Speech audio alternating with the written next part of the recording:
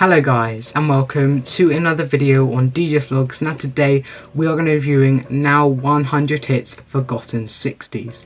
Now this album was released on the 27th of March 2020, just a few months ago, and today we're going to be reviewing this album. I'll review the cover, review the disc artwork, and also check out the track list. So first of all, let's have a look at the artwork. Now I really like this artwork. First of all, I'll start off with the background. I love the background, the black and white checkered pattern. It is really nice. A popular like background sort of colour and a popular look in 60s. I really do like it. I think it looks good, and of course the text looks really good. Of course the text is in white, but if you actually look around the text, you've actually got different colours on the outside of the text, which I do think looks quite nice. It would have been nice if there would have been different colours. I know 100 Hits is in sort of a blue colour, but it would have been nice if Now, and where it says Now and where it says Forgotten 60s, was in a different colour, but I still do like it. And of course if you look at the top, it says 4 discs, which is quite strange considering most 100 Hit Now 100 Hits albums have 5, so I'm a bit confused as to why at the top it only says 4 discs, but we will have to have a look at that. So now let's have a look at the CD artwork. Now of course, as I said on the front,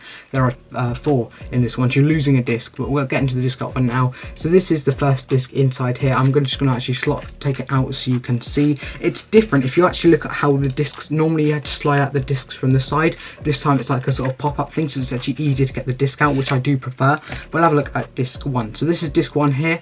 You've got a red background. It's almost sort of purpley, but I do like that. And of course a flower in the middle in blue, which looks quite good. Text at the top, Now 100 Hits Forgotten 60s, and CD1 just to the side there. So I think that looks pretty good. I like the colours. Sometimes they're a little bit bland, the discs, but I really do like the colour scheme on that one.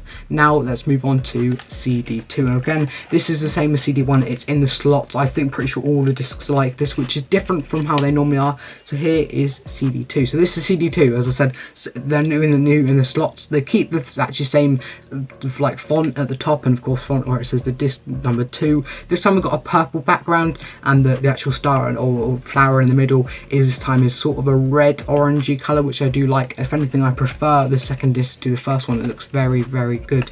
Now let's have a look at the third disc.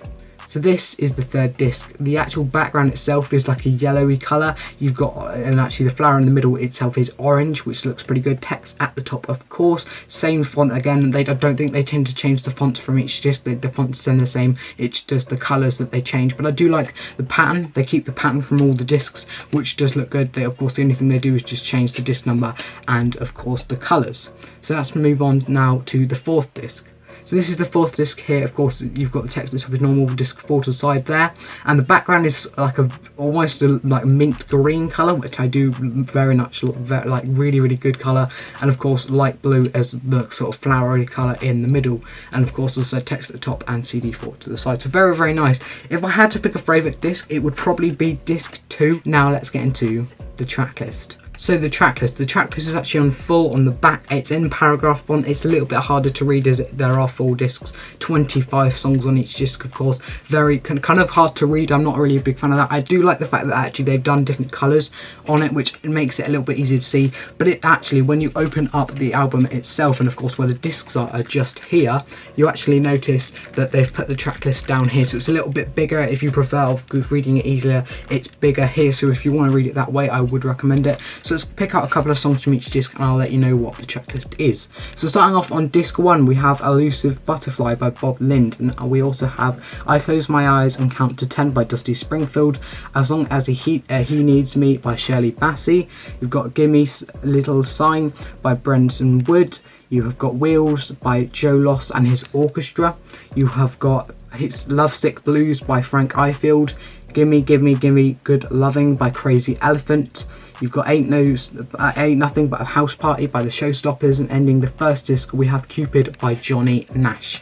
Moving on now to the second disc, and we start off with The Last Waltz by Alberdink Humperdinck, and we have songs by like White Horse by Jackie, English Country Garden by Jimmy Rogers, Up and Away by the Johnny Man Singers.